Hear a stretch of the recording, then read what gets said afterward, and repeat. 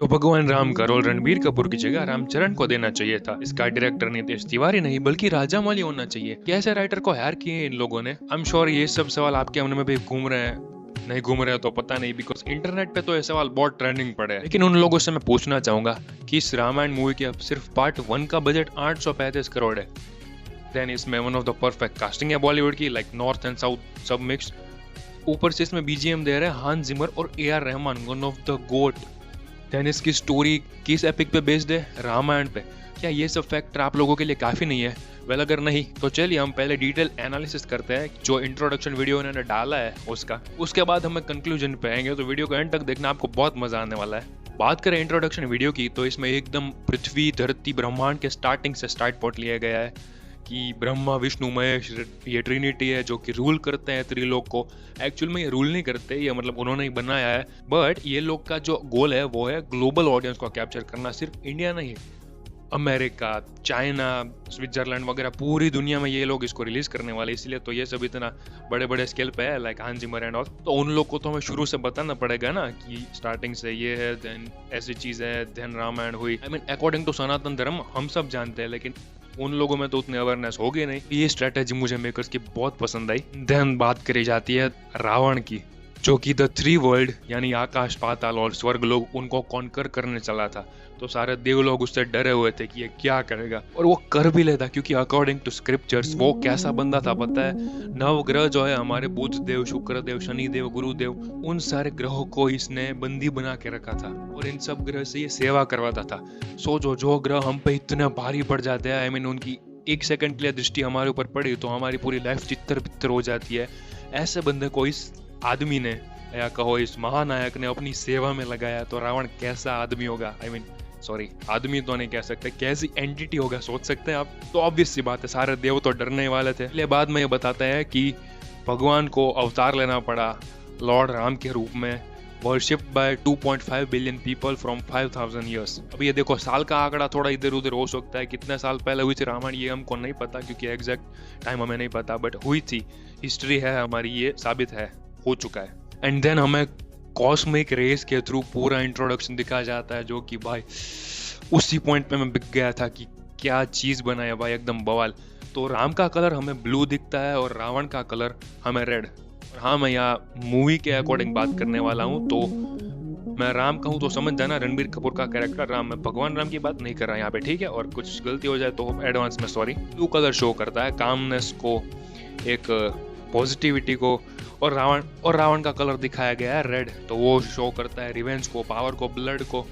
ऐसे ही colour theory के through हमें सारे कैरेक्टर्स के कैरेक्टरिस्टिक्स दिखाए गए हैं, जो कि अगेन परफेक्ट स्ट्रेटेजी है। एंड देन हान जिमर और ए आर रहमान के म्यूजिक के साथ जो हमें कर्व्स दिखाया गया है, आई मीन जो ओम पे सब लिखा हुआ था, सीता माता, भगवान राम सबकी ड्राइंग बनाई हुई थी, वो इतना हिट किया कि मेरे पैर से लेके मेरे सर तक सारे रोंगटे खड़े हो गए थे भाई, एकदम वो धरती है अंबर टाण, क्या मतलब मैं बोल रहा हूँ तो थोड़ा बेसुरा लगेगा, बट आप एक बार हेडफोन में फुल वॉल्यूम के साथ सुनना, आपके रोंगटे खड़ा ना हो जाए तो मेरे चैनल को सब्सक्राइब कर देना आप। तो बात करें ओम के जो कर्व्स थे, उनमें जो ड्राइंग दिखाई गई थी, सबसे पहले दिखती है माँ सीता, जो कि किसी एनिमल या कहो डियर था, जो हिरन, जिसकी वजह से हरण हुआ था उनका, उनको लेके बैठी है। ये रामायण का वो एस्पेक्ट शो कर रहा है कि सीता माँ हिरन के थ्रू मोहित हो गई थी, जो कि one of the important part है रामायण में, सीता हरण का।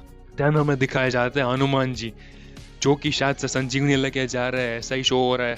देन है कुंभकर्ण, इसके आजू बाजू छोटे मोटे राक्षस दबे हुए हैं और सब ढोल नगाड़े बज रहे, क्योंकि कुंभकर्ण को वरदान था कि वो 6 महीने सोएगा, 6 महीने खाएगा।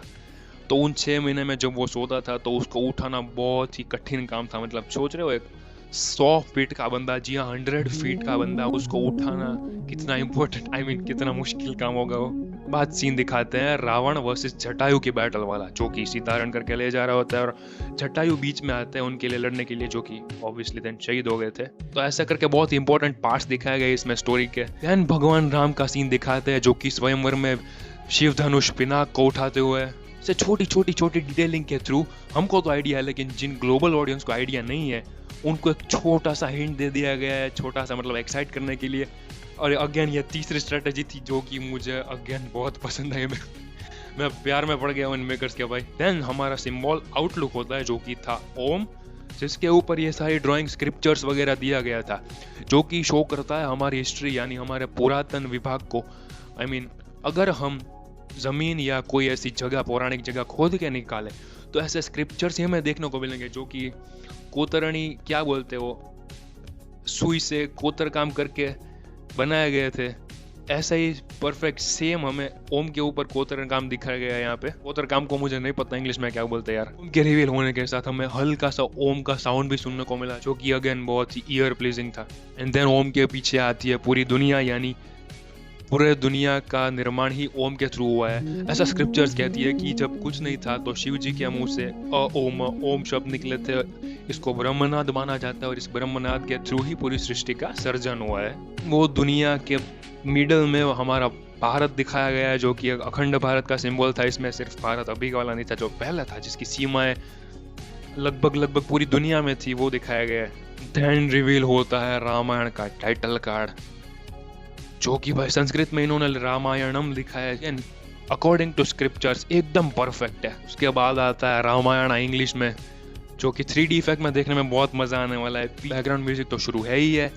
एंड देन एक एरो आता है रामायण के राम के पास, और जो पीछे से सूदिंग साउंड बजता है सिया राम करके, उसके साथ साथ एक हमिंग साउंड बजता है, वो इतना हमारे हार्ट को प्लीज करने वाला था। मुझे ऐसा मैं एकदम इमोशनल हो गया, क्योंकि ये जो फ्रीक्वेंसी थी वो हमारे सबकॉन्शियस ब्रेन को सिग्नल देती है कि कोई तो इमोशनल पार्ट चल रहा है, या फिर हमारे ब्रेन को अभी शांत होने की ज़रूरत है। ये हमारे वैसे इमोशन को ट्रिगर कर दिया है जो कि हमें कंफर्ट जोन में ले जाते हैं, जो कि अगेन टाइटल बनाने वाली और म्यूजिक हांस जिमर की एकदम बहुत ही क्लेवर स्ट्रेटेजी थी। ध्यान आता है एक लुक रिवीलिंग सीन, जो कि बहुत प्रॉब्लम क्रिएट कर रहा है। मेरे हिसाब से उतने प्रॉब्लम होनी नहीं चाहिए, बट प्रॉब्लम्स के बारे में बाद में बात करते हैं, पहले इसको एनालिसिस करते हैं। इसमें श्री राम का कैरेक्टर यानी रणबीर कपूर ट्री के ऊपर भाग रहा है बिना चरण पादुका के, यानी कि ये वो सीन है जब राम जी ने अपने चरण पादुका भरत को दे दी है। उसके बाद जो सीताहरण वाला सीन था, पक्का यह सीन उसी के बारे में है कि सीता जी ने कहा कि मुझे हिरन चाहिए, तो राम जी उस हिरन को मारने गए होते हैं, तभी वो देखा बाण चला रहे वगैरह सब दिखाया है, तो ये सीन पक्का वो वाला है। देन आता है हमारा रॉकिंग स्टार यश का सीन, जो कि 2 सेकंड की क्लिप भी इंटरनेट हिलाने के लिए काफ़ी थी, बट मैं उतना सेटिस्फाई नहीं हूँ। इसमें सिर्फ हमें उनका आई लुक शॉट ये देखने को मिला है, उनकी सिर्फ आंखें दिखी है, जो कि हमें सिमिलर पुष्पा 2 के अनाउंसमेंट के टाइप देखने को मिला था, जो कि वेयर इज पुष्पा करके वीडियो आया था उसमें था। और मुझे VFX CGI से देखो उतनी दिक्कत है नहीं, इन्होंने अच्छा काम किया है, बट मेरा मानना यह है कि अभी हमें सिर्फ दिखाने के लिए एक छोटी सी झलक इन्होंने बनाई है, तो इसमें VFX पे और ज़्यादा काम करने वाला है, जो कि एक अच्छी न्यूज़ है, क्योंकि VFX इससे बेटर हो सकते हैं। अभी अच्छे ही है, बट हमें ग्लोबल लेवल पे प्रेजेंट करना है, तो हमें बेस्ट VFX चाहिए, बेटर नहीं। तो अभी इसके ऊपर और काम चलेगा, जो कि अच्छा है। चलो मैं खुश हूँ थोड़ा। मुझे एक बात ये लगी कि इन्होंने आदि पुरुष ऐसा नहीं किया, एकदम इन्होंने ऑथेंटिक लुक रखा है राम जी का, नो मुस्टैच नो बियर्ड, क्योंकि भगवान राम को बियर्ड नहीं थी। और ये एक स्पिरिचुअल रीजन भी है कि वो भगवान है। दाढ़ी मूंछ हमें आती है, ये एक एजिंग का साइन है, लेकिन भगवान कभी एज नहीं होते, ना ही उनमें कभी विकार आते हैं। लेकिन मुझे ऐसा लग रहा है कि यश का जो सीन है ये वाला, वो इन्होंने स्पेशली इंट्रोडक्शन के लिए शूट किया है, क्योंकि रामायण में ऐसा सीन नहीं होने वाला कि वो सब ओढ़ बोढ़ के चल रहे हैं, और मुझे फील भी नहीं हो रहा कि ये सीन का ही फिट हो पाएगा। आदि पुरुष की बात रही तो क्या हग्गा था उन्होंने भाई, उसको देख के मुझे इतना ट्रॉमा हो गया था कि मैं कम से कम 6 महीने तक उससे बाहर नहीं निकल पाया। और सब VFX के ऊपर इतना निर्भर कर रहे थे कि इसका CGI अच्छा होना चाहिए, VFX अच्छा होना चाहिए, बट पर्सनली एक ऐसा सरप्राइज निकल के आया इसका म्यूजिक, जो कि इसका मेन एसेंस हो गया। इस VFX CGI तो अच्छे हैं ही, और हांस जिमर से हमने अच्छी एक्सपेक्टेशन भी रखी थी, लेकिन उन्होंने एक्सपेक्टेशन के पार चले गए। वो एकदम कड़क म्यूजिक बनाया है भाई।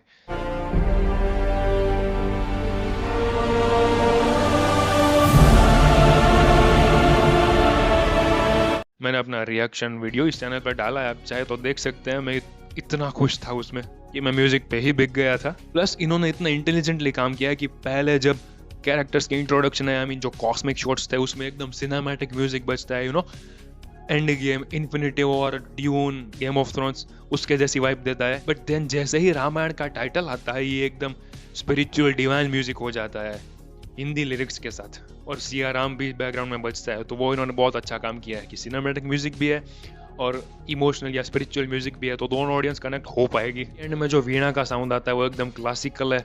जो वीणा का साउंड था और सियाराम करके जो ट्यून था, जो हमिंग थी, वो हमें इमोशनल सीन में या कोई फ्लैशबैक में दिखाई जाएगी।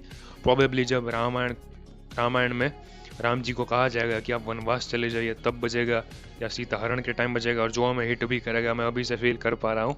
एंड सबसे last but not the least, Ramayana के नीचे लिखा था आर ट्रूथ आर हिस्ट्री। ये उनके मुंह पे एक सीधा तमाचा है जो रामायण को माइथोलॉजी गिनता है। मेकर्स ने साफ साफ बता दिया है कि ये हमारा ट्रूथ है, हमारी हिस्ट्री है, हमारा इतिहास है, माइथोलॉजी नहीं है ये। उन्होंने ऑडियंस का दिल तो जीत लिया है, प्लस मार्केटिंग भी बहुत होगी इसकी वजह से।